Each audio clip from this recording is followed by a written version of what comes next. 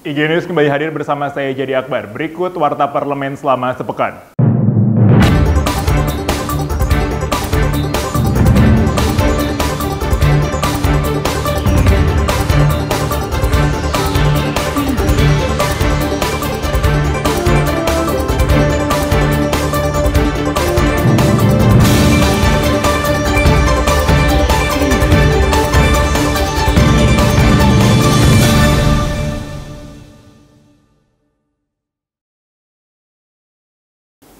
Setelah masa reses berakhir, DPR RI menggelar rapat paripurna pembukaan masa sidang 4 tahun 2020-2021.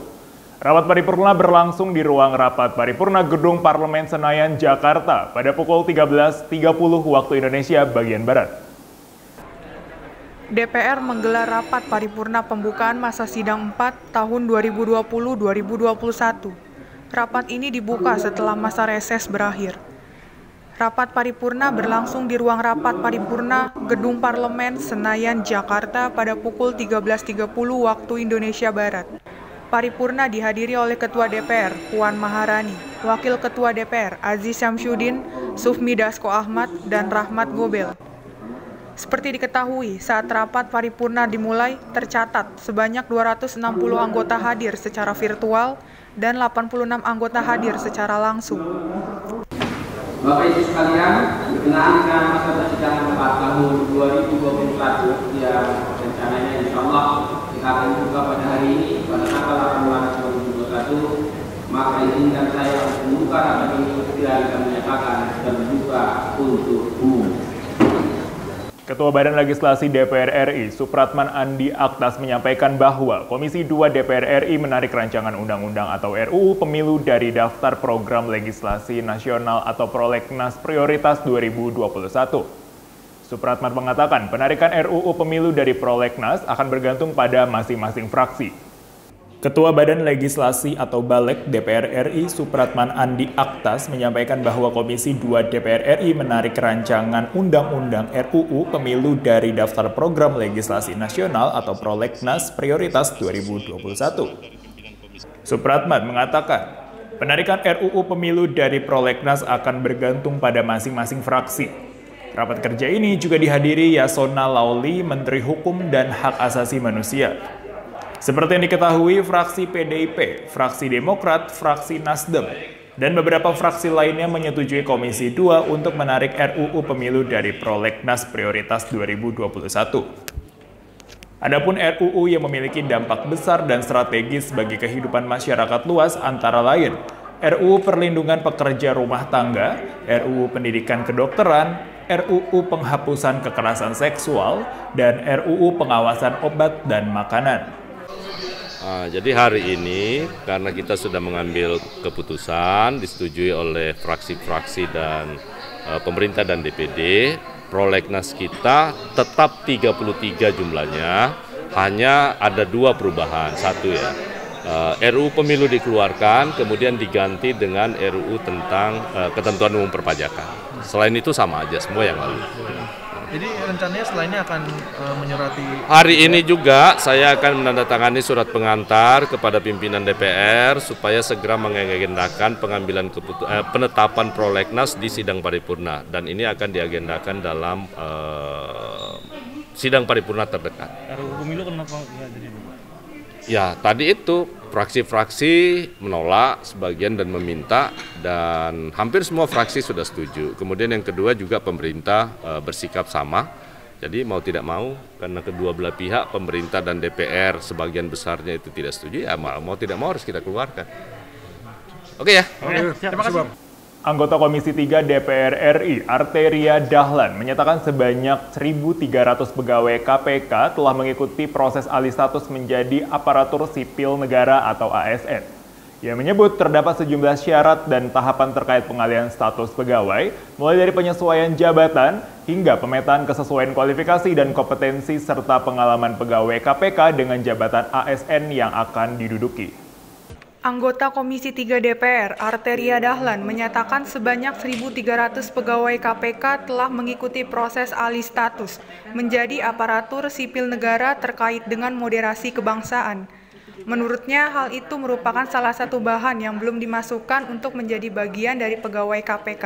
Ia menyebut terdapat sejumlah syarat dan tahapan terkait pengalihan status pegawai, mulai dari penyesuaian jabatan hingga pemetaan kesesuaian kualifikasi dan kompetensi serta pengalaman pegawai KPK dengan jabatan ASN yang akan diduduki. Arteria mengatakan KPK dapat memposisikan dirinya tidak hanya untuk pencegahan, akan tetapi juga penindakan tindak pidana korupsi dalam desain yang relatif besar. Ia juga menambahkan upaya-upaya KPK dalam melakukan inovasi bisa dilakukan secara konsisten. Politisi PDI Perjuangan ini berharap 1.300 yang mengikuti ujian ASN bisa lolos menjadi bagian satu padu untuk mendukung giat-giat pemberantasan tindak pidana korupsi dan dapat menjaga konsisten dengan tugasnya. Tadi kami juga mengingatkan bahwa ada tugas dan hutang DPR. Kami punya komitmen agar alih status pegawai KPK yang saat ini sedang berproses, teman-teman di situ 1.300 pegawai sedang mengalami saringan atau ujian terkait dengan moderasi kebangsaan, karena memang itu salah satu bahan yang belum dimasukkan pada saat mereka menjadi bagian pegawai KPK. Kita berharap semuanya bisa lolos, semuanya bisa menjadi bagian satu padu untuk mendukung giat-giat pemberantasan tindak pidana korupsi yang dihadirkan oleh pimpinan KPK saat ini. Menteri Pendidikan dan Kebudayaan Nadiem Makarim mengatakan vaksinasi bagi pendidik dan tenaga kependidikan menjadi prioritas. Nadiem menyebut target penyelesaian vaksinasi untuk 5,5 juta pendidik dan tenaga pendidikan ditargetkan pada bulan Juli 2021. Sehingga ia menyebut pada bulan Juli sekolah sudah bisa melakukan tatap muka dan bisa mulai diterapkan walaupun dengan protokol kesehatan. Menteri Pendidikan dan Kebudayaan Nadiem Makarim mengatakan vaksinasi bagi pendidik dan tenaga kependidikan menjadi prioritas. Nadiem menyebut target penyelesaian vaksinasi untuk 5,5 juta pendidik dan tenaga kependidikan ditargetkan pada bulan Juni 2021. Sehingga ia menyebut pada bulan Juli sekolah sudah bisa melakukan tatap muka, bisa mulai kembali diterapkan walaupun dengan protokol kesehatan. Nadiem Makarim menjelaskan, vaksinasi ini akan dilakukan berdasarkan tingkat kesulitannya, yaitu dari yang paling muda, mulai dari guru di jenjang PAUD, SD, SLB, SMP, SMA, SMK, dan yang terakhir yaitu perguruan tinggi. Hal ini dilakukan karena pendidikan yang paling kecil merupakan jenjang yang paling sulit untuk dilakukan pembelajaran jarak jauh serta tingkat penularannya kecil karena imunitas anak-anak terutama di bawah umur 12 tahun jauh lebih tinggi dari orang dewasa. Ia berharap pemerintah daerah bisa mempersiapkan sekolah tatap muka walau vaksinasi belum dilaksanakan.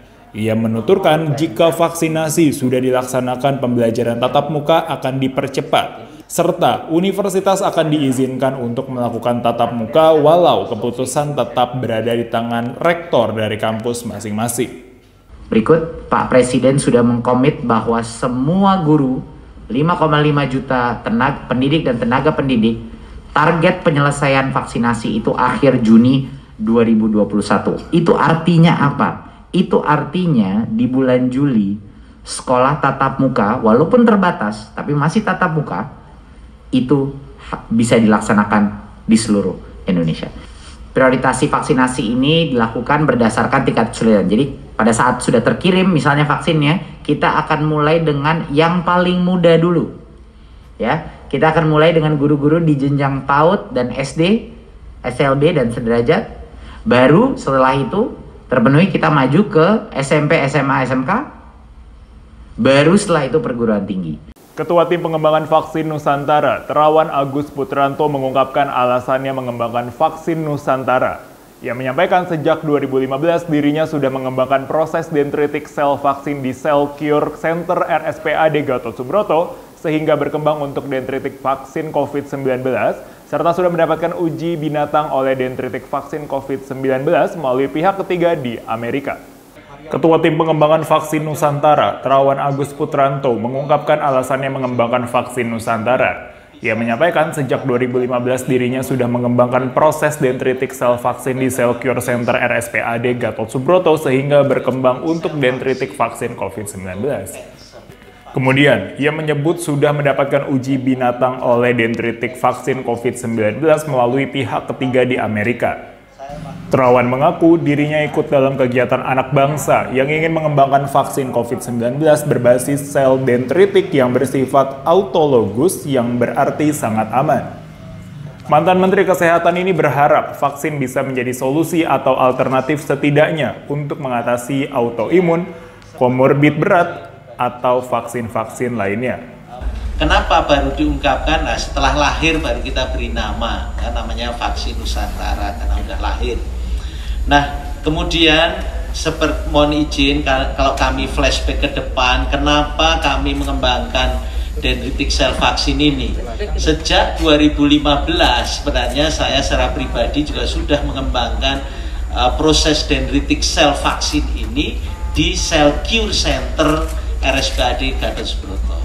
Sehingga ini terus mengembang, sehingga begitu ada ide untuk dendritic vaksin untuk COVID-19, gayung jadi bersambut. Dan kemudian kami juga sudah mendapatkan uji binatangnya mengenai dendritic vaksin COVID-19 melalui pihak ketiga di Amerika, sehingga ini semua bisa berjalan baik, membuat mantap kami, saya waktu itu selaku Menteri Kesehatan, untuk ikut peran serta di dalam ada kegiatan anak bangsa yang ingin mengembangkan vaksin COVID-19 berbasis dendritic cell yang tentunya karena sifatnya autologus, sifatnya adalah individual, tentunya adalah sangat-sangat aman. Demikianlah Warta Parlemen IG News selama sepekan. Tetap saksikan berita terkini di YouTube channel IG News serta di website kami di www.ignews.co. Saya Jadi Akbar beserta kru yang bertugas pamit undur diri. Selamat berakhir pekan dan sampai jumpa.